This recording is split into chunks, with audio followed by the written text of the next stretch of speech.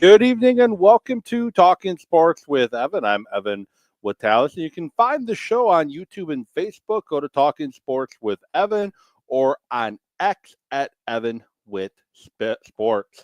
Thanks so much for listening and tuning into today's show. The podcast will be available tomorrow anywhere you get your podcast, Apple, Spotify, Sports on Substack. Look for Talking Sports with Evan there as well, and took a week off last week. High school football season in southeast the state of Wisconsin is here, and for those that don't know, I am a football official. Plus, I do broadcast on Friday nights for Marquette University High School Hilltoppers on 101.7 The Truth every Friday night, and just with all the hectic things going on with high school sports being back, I just couldn't get a show in last week, and nonetheless, here I am today. Today's show, talking some Green Bay Packers. The initial 53-man roster has been announced, and I use the keyword initial for a reason. I'll get into that when I talk about the roster. The Milwaukee Brewers, since their 14-game winning streak, has been in a bit of a funk a little bit, and is there reason to be concerned? Is there reason to be concerned with the funk that the Brewers appear to be in currently? Talk some Jacob Mizorowski and have he's having a good game tonight. He had a bad location on one of his sliders that went over the fence, but overall he's having a pretty good, decent night tonight. But he is continuing to have to throw a lot of pitches to get through 3, 4, 5 innings. He's at 82 pitches as of right now, just in the top of the 5th inning. And I guess it's time to have the conversation. What role is Mizorowski's role going to be with this team? You're welcome to comment along. I see the live views are starting to pop up a little bit here as I'm going. You're welcome to comment. You can comment if you're watching on X. Just comment over just comment and let me know your thoughts on the Packers 53-man roster, the Brewers, or WWE Clash in Paris's event coming up this coming weekend, which I'm going to talk about a little bit as well. But first of all, the Green Bay Packers. The initial 53-man roster is set. And why do I say initial 53-man roster? Well, you remember that the Packers set the 53-man roster a year ago, and then they turn around and traded a 7th-round pick for Malik Willis. We've seen – so the point is lots of things can change between now and week 1. Malik Willis wasn't on the Packers' initial 53-man roster last year. And the question is, could the Packers put some guys on IR to designate them to return? They did put 2 guys on IR designated them to return in Marshawn Lloyd and Jacob Monk. But in training camp, you can only add 2. You can only add 2 guys to the IR list designated them to return. So there's a couple guys that you can highlight on the Packers roster right now that could potentially happen to, and they might put them on the IR to start out the season. But here, you got to get them on the 53-man roster now, and then you stash them on IR, opens up a spot on the 53-man. Now you add back a guy or 2 that you cut. So I posted on X earlier today on a post, former Packers safety and father of Christian Watson. He commented about Hardman. The Packers released Hardman, but he has a feeling that Hardman might end up coming back to the Packers because they may bring him back. It's business. So he brought up who's returned. Somebody asked who's returned to the punch for the Packers next week. He replied, Markel Hardman. So, he was cut. Well, thing is if they add people to the 53, they can always put him back on if they put people on the IR designated to return, they can always add him back to the 53-man. So let's look at the Packer 53-man roster right now. And my question for those watching live, what are your thoughts on the current 53-man roster? Is this a Super Bowl roster? Is this a fringe playoff roster? Is this a definite playoff roster? Or is this a start talking NFL draft right now roster? Because we're not going to go anywhere. Quarterback position, no surprise to anybody. The Packers kept two quarterbacks on their active roster in Jordan Love and Malik Willis. Now, they released Sean Clifford and they released Taylor. I'm not even going to try to pronounce the last name, but the rookie from Canada. They released both of them. Not surprise to anybody. One of those two might end up back on the practice squad. I hope it's not Sean Clifford, or the Packers could go a completely different route with the third string practice squad quarterback and sign one of these other quarterbacks that was cut from another team this year.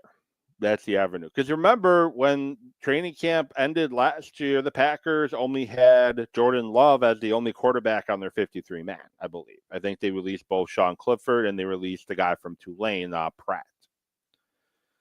I think the fact that they didn't keep Clifford on, and they released him, I think it shows that they're comfortable with Jordan Love's thumb and that he's going to be ready to go week one. I think the last time the Packers kept more than two quarterbacks on their roster was, I think, Jordan Love's rookie year, where it was that COVID year, and I believe they kept Tim Boyle or one of those quarterbacks. They were all like in that time frame. I think they kept Tim Boyle on the roster to be the primary backup. The next year, Jordan Love was the primary backup, and Kent Benkert was the practice squad emergency guy. So keeping two quarterbacks, nothing new for the Green Bay Packers. The running back position, they kept Josh Jacobs, Emmanuel Wilson, and Chris Brooks on their roster, and they put Marshawn Lloyd on the IR, designating him to return. And no surprise, Lloyd can't stay healthy, and I feel sorry for him. He seems to just have all the bad luck in the world when it comes to injuries. But at the end of the day, availability is your best ability, and he has not shown that he can be available. He dealt with hamstring injuries last year.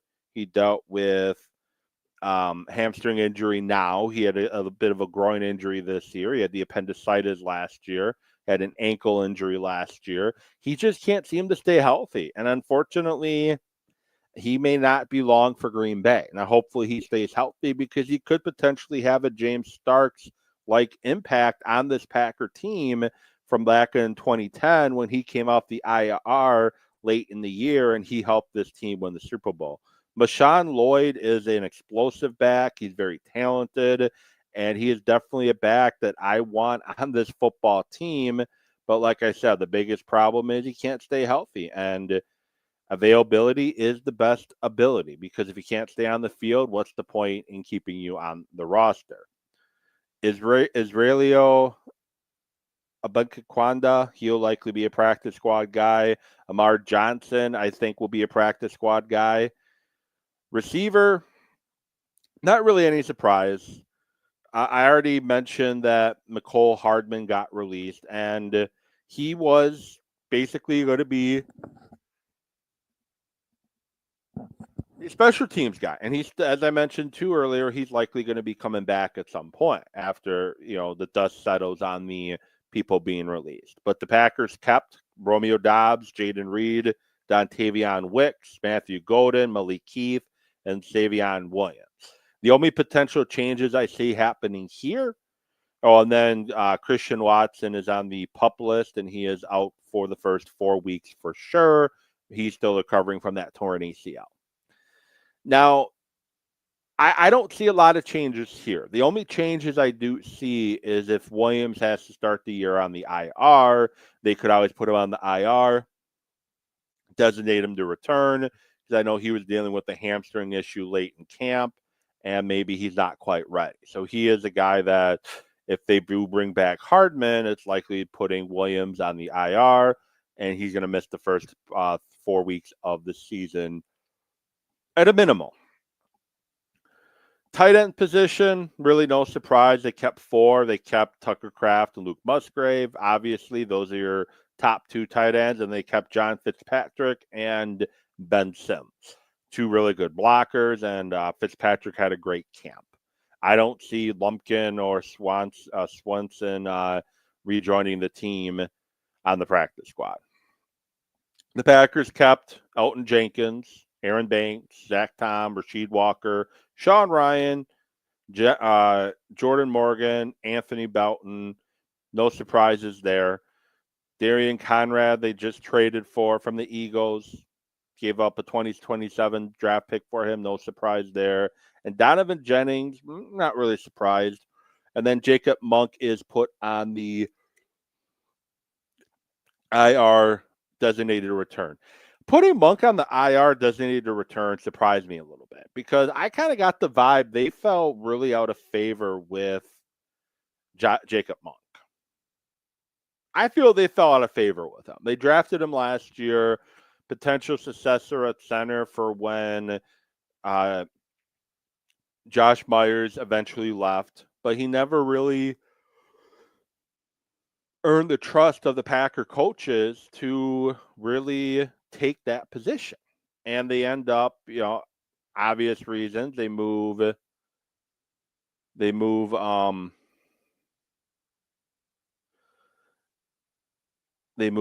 Elton Jenkins to center and don't really even give him a chance to compete for that center job as they brought in Aaron Banks. So obviously they're not very high on Jacob Monk right now. Clearly they're not high on Jacob Monk at the moment. I think the move that they didn't even give him a shot at center shows that, and I don't, I know they put him on designated return, but maybe they think they're going to give him another redshirt year. And if Elton Jenkins is no longer with the team next year, maybe he gets a shot at center then. I don't know. They also added John Williams, one of the draft picks this year. He's still on the physically unable to perform list. He will be ineligible or not able to play for the first 4 weeks. Defensive line, Rashawn Gary, Lucas Van Ness, Kingsley Ingambare, Bretton Cox Jr., and Byron Sowell. Physically unable to perform. Colin Oliver, he's a guy they took from Oklahoma State in the draft. He's kind of a tweener. Probably can do some pass rushing, but more of a middle linebacker type guy. Kind of small to be a full-time edge, but he's not been able to get on the practice field due to injury. As to the position, I can see them really putting Sorrell on the IR designated return. He injured his knee against, I think, the Colts. Yeah, the Colts. Injured his knee in that game, did not return. Hasn't really practiced in the last couple weeks. I think they could put him on IR. And with that, probably bring back Aaron Mosby, who made a couple nice plays here and there a year ago. Defensive tackle, I think that's not going to change much. Kenny Clark, Devontae Wyatt, Cara Brooks, Colby Wooden, Warren Brinson, and Nazir Stackhouse. And I was very happy to see Nazir Stackhouse make this roster. He was an undrafted free agent out of Georgia, and he has just stood out. He has just looked the part. He has stood out. He looks like a football player. He's a big nose guy. He outperformed Warren Brinson, his teammate from Georgia, who the Packers drafted. And he definitely showed that he can replace that run stuffing role in the middle of that defense potentially. And he made some nice plays during the preseason. And like I said, he's really stood out during camp. And I happy to see Stackhouse make the team. Linebacker, they only kept 4. Quay Walker, Edgerrin Cooper, Isaiah McDuffie, and Tyron Hooper. Hooper has had an outstanding summer. Hopefully it translates to the regular season. We've seen guys have outstanding preseasons all the time, but they can't quite get it to translate to the regular season. I hope that's not the case for Hopper. He's definitely earned the roster spot. Quay Walker, Edgerrin Cooper. Interested to see them on the field together in the base defense quite a bit. Isaiah McDuffie, just a solid guy. He's just a guy, but he's solid. You know what you're going to get from him, and he's just a guy that's going to do his job. And sometimes those are people you want around. You really do. They released Christian Welch, which was a little bit of a surprise because he's a big special teams guy. And they released Isaiah Simmons, not really a surprise. They took a flyer on him, seeing what he can do, but unfortunately, he's done what he's done in Arizona and New York and anywhere else he's been. He's not shown that he can be an NFL defensive player. He does good on special teams, and he can play multiple spots. But he doesn't play any of those spots extraordinarily well. I know with the Giants, he played both linebacker and safety, but again, he doesn't do either role particularly well or well enough to make a 53-man roster at this point. And hey, he's an athlete. He looks like Tarzan, plays like Jane. Unfortunately, he's just one that's not going to click. And this is the year for number 7, Quay Walker, to show us that he's not a Isaiah Simmons. He is a solid, consistent football player, which Quay Walker is starting to show towards the end of last season. Unfortunately, he then got hurt and he missed the last few games. And this is a year that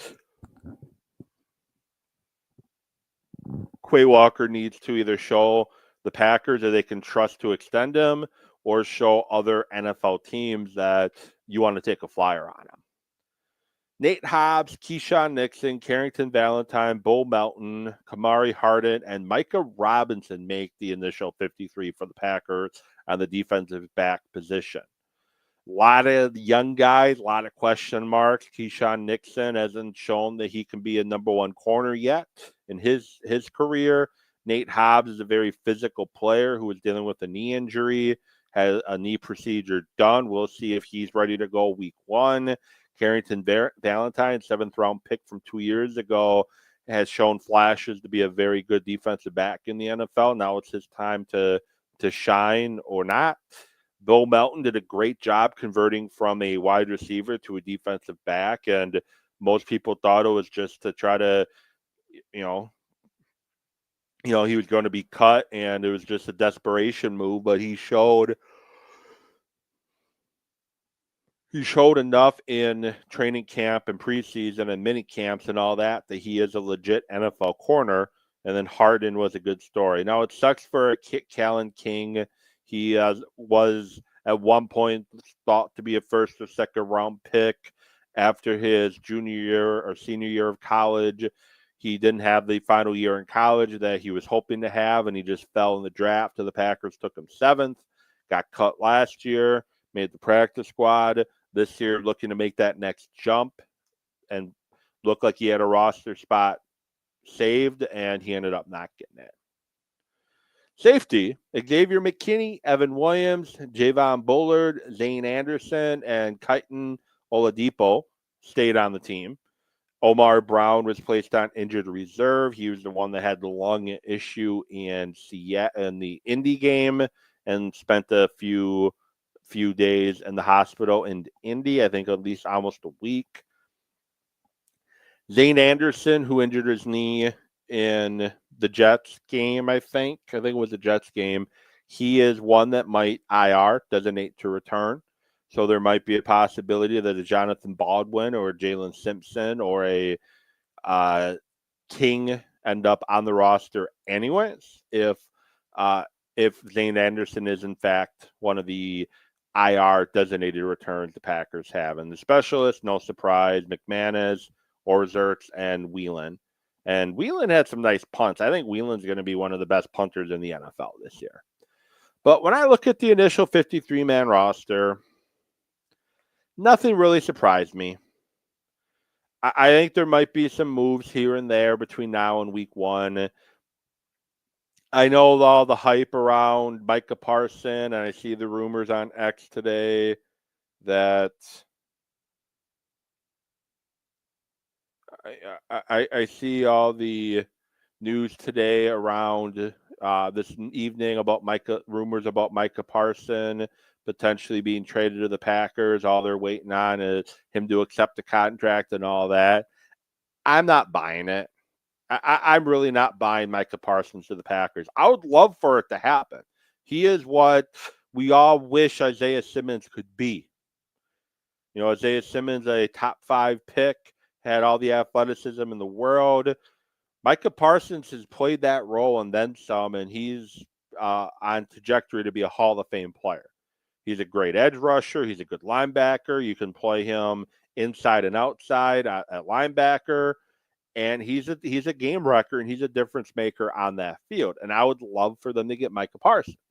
The problem is, are you going to be able to afford Micah Parsons? I'm not talking about the salary cap and the cap hit and the making 40 plus million a year. I'm talking about, are you going to be able to pay him the straight up cash up front that he is going to want in order to sign a long-term deal in Green Bay? He's going to want a lot of money up front.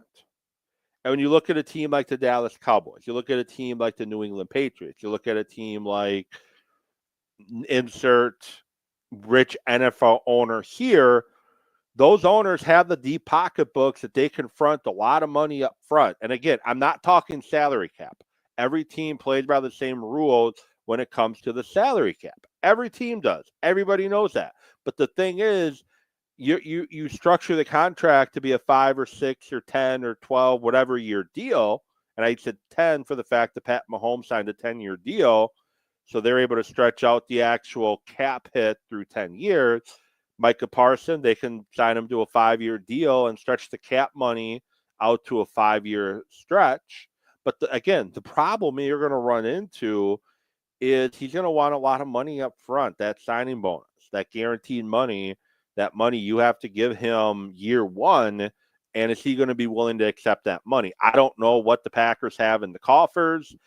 You saw it happen when they gave Aaron Rodgers that final extension.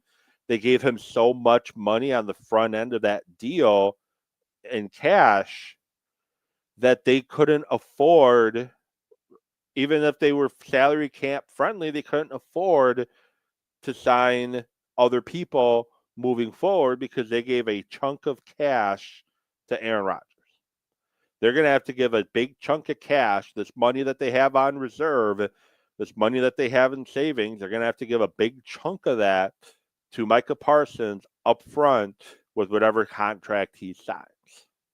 Again, everybody plays by the same rules when it comes to the salary cap, but you can give him the money all up front. You can backload it. You can add void. There's many ways you can figure out the contract terms and conditions, but it's that money you're going to have to initially give him. And I just don't think the Packers are going to have the ability. I don't think the Packers are going to have the ability to give Micah Parsons what he wants. I would love the trade. I just don't see that happening. Now watch it happen as soon as I hit end stream, and now I look like a complete moron, which I know a lot of people will be like, what else is new? You sound like one usually anyways, but whatever. But I just don't see the move happening. Again, this is Talking Sports with Evan. I'm Evan with Tallison, and you can find the show on YouTube and Facebook at Talking Sports with Evan. You can also find the show on X at Evan with Sports, or you can listen to the podcast anywhere you get your podcast, on Spotify and Apple mainly, and then my Substack, Sports Thoughts from Evan, on Substack. Look it up, subscribe, follow, like, whatever. Just do it and share your friends about Talking Sports with Evan. I'm going to be bringing you more shows starting next week, multiple shows a week, at least 2, possibly 3 shows a week moving forward, depending on some of my availability with officiating, broadcasting, and going to Brewers, Badger volleyball, or Bucks games. Or not Bucks games, Brewer games. I'm thinking NBA already. But that could impact my ability to bring you a live show. Milwaukee Brewers currently up 6-3 over the Arizona Diamondbacks. They had a big 5-run third inning to stretch that lead 6-3. A good thing they did too, because Jacob Mizorowski in the third inning gave up a 3-run home run to make it 6-3. And should we be concerned about the Milwaukee Brewers? Did they peak too soon? Do they have a 5.5 game lead in the division, or do they have a 5-game lead, or do they have a 4.5 game lead? All questions to bring up and discuss. And then Jacob Mizorowski. What's up with him? What is going on with Jacob Mizorowski? He had a pretty solid start today, aside from the home run, the first base hit of the game. Can't really fault that on him. Andrew Vaughn was slow covering first, and it was a broken bat where Bryce Terrain got stuck in no man's land trying to throw a ball to first base because Andrew Vaughn couldn't get back, and Mizorowski assumed Vaughn was going to get the first, and yeah, we all saw what happened. So, start with, should we be overly concerned about the Brewers? Did they peak too soon? The answer is no. Baseball has a lot of ebbs and flows. It comes and goes. It's a game of streaking. And I'm not talking about the Will Ferrell and old school streaking. I'm just talking about streaking. You either win a bunch in a row or you lose a bunch in a row. Whatever. Ultimately, the Brewers need to, here on out, just win series. Take 2 out of 3, 3 of 4, 2 of 4, whatever. Just win series or split series. That's what you got to do from here on out, and you're going to make it a lot more difficult for the Cubs to chase you down, who are currently 5.5 games back in the division. There has been some concerning play. Defensively, the Brewers have not been as defensively, they've not been as good the last several weeks, or the last couple weeks, I mean, since the Cubs series last week, and then basically since the end of the winning streak, the defense has not been as good. They're making mistakes they typically don't make, and teams are not making the mistakes that they were making against the Brewers during the winning streak. Things are eventually going to even out. There are some concerning play lately, but things are eventually going to even out, and it has. Ultimately, it has. They lost 2 out of 3 against the Giants. They lost two series. They've lost 2 series in a row against the Cubs and the Giants. They hadn't lost a series before that in a very long time, and they hadn't lost a game in a very long time either, as they won 14 games in a row. Good for them. And I did have my George Webb burger yesterday. I got the voucher because the going there the day of just didn't work for me. So I got the voucher, and I had my burger yesterday. Good burger, decent fries. Good, thank you, George Webb, for that promotion. But thing you got to remember of baseball, and I say this every year, don't get too highs on the high. Don't get too lows on the low. Just enjoy the ride. If you're getting too high on every big winning streak and you're getting very low on every bad stretch of play, you're going to get exhausted in a hurry. So just enjoy it. Just enjoy watching it. Cheer for your team. Boo your team. Boo the other team. Whatever. But just enjoy it. If you just keep getting too high on everything and then hitting rock bottom when things don't go well, you're going to be exhausted by the playoffs. And this is a playoff team. They're guaranteed to finish with a 500 or better record. They're 82 wins, trying to win 83 tonight. They're trying to continue to stay ahead of the Cubs, which, again, they're 5.5 games up. No matter what anybody else tells you, they're 5.5 games up. So, relax. It's okay, Brewer fans. The Brewers are fine. They're a good baseball team. They're just doing what every team goes through, a bit of a rough stretch, and they got the big win yesterday. They are currently up 6-3 in the bottom of the 6th right now with a man on second and Bryce Terrain up to bat. The Diamondbacks just made a pitching change. The Brewers are going to be okay. They just got to keep taking series and get back to playing fundamentally sound baseball. And the Brewers are playing fundamentally sound baseball. They're a damn good team. They get on base and it's about scoring any way they possibly can, and that's what the Brewers do, and that's what they did during the winning streak, and that's what they need to get back to doing, and that's what they've kind of done, aside from William Contreras just completely crushing a baseball. They're just get guys on, get them home. That's what the Brewers are literally trying to do. Now, Brewer math. I mentioned in the subject, going to talk Brewer math, because once again, I'm seeing people put out there that before the win yesterday, when they were only 5 games up instead of the 5.5, is they're technically 4 games up because if they because the Cubs own the tiebreaker. And no, I don't. I'm not a big fan of that explanation. I'm really not. I don't feel it works in reverse. Now, if the Cubs were in the division lead at 5.5, it would technically be 6.5 for the Brewers. See, that works. Because if you tie, if you make up a 5.5 down and you don't own the tiebreaker and you come back and close that gap, that 5.5 game gap, you still lose the division because you lost the tiebreaker. The Cubs are 5.5 games out of first, meaning the Cubs need to win, make up 5.5 games between now and the regular season finale in order to win the division. If the Cubs make up 4 games, they don't win the division. They have to make up the 5. And I guess I can kind of understand what you're saying. But the Cubs still need to win 5 games or make up 5 games in order to win the division.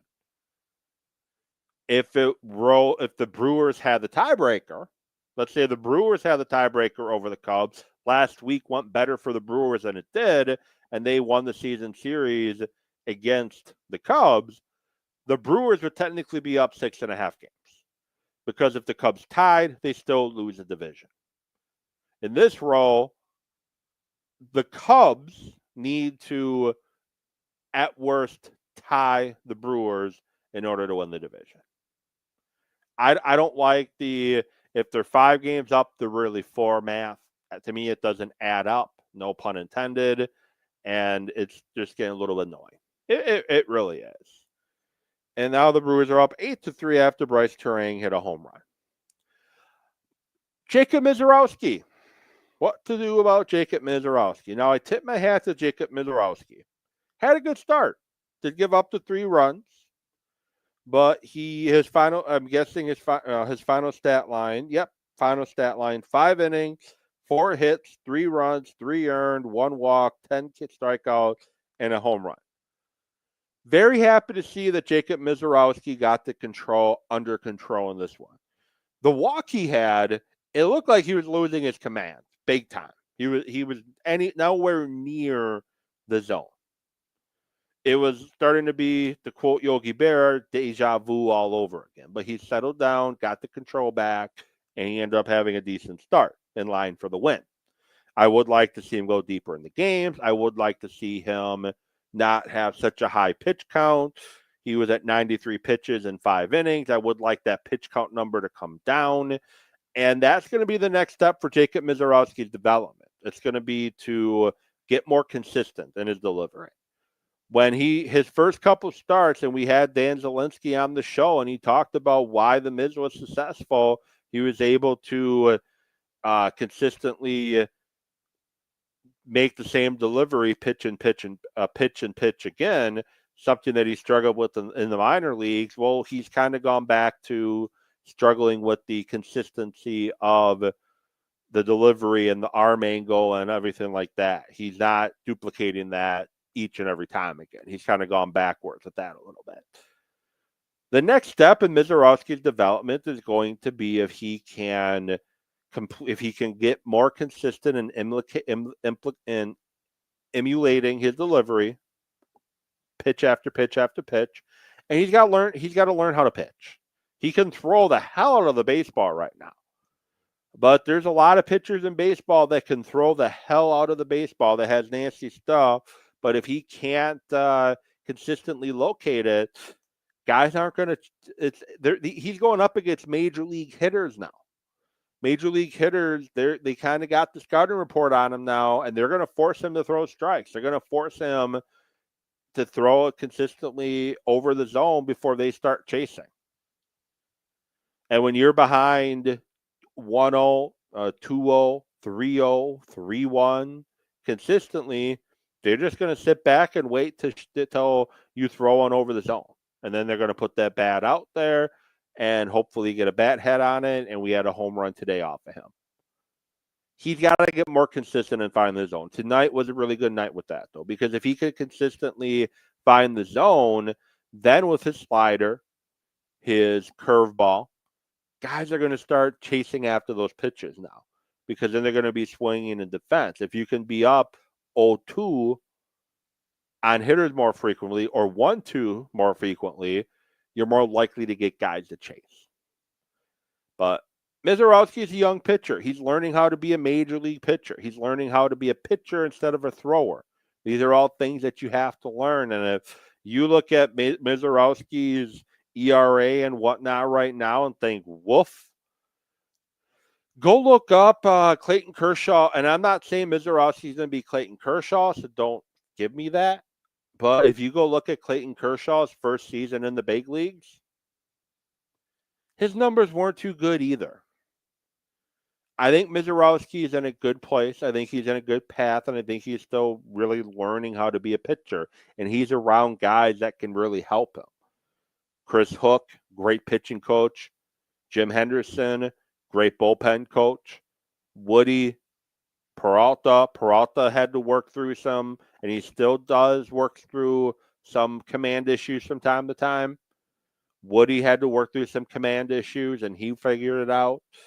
You know, Woody had command issues early in his career. Now, Woody has to be a different time to pitcher now because of the shoulder surgery, but he had to learn how to be he had to learn how to figure out be a more of a command pitcher early, after struggling with his command early in his career.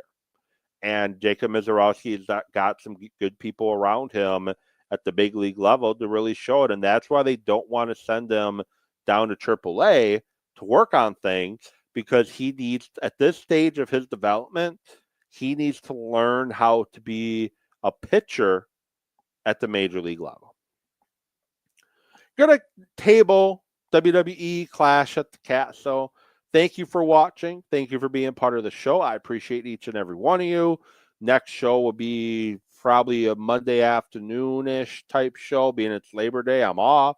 Probably do an NFL preview show on Monday.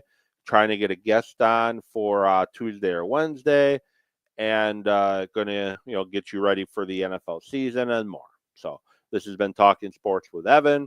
Follow, like, subscribe, listen, review, leave a rating if you're listening to the podcast. But I appreciate each and every one of you, and I will be back with you all probably, like I said, on Monday to talk 2025 Packer season and NFL season overall. Thanks for watching. Thanks for listening. We'll be back next week.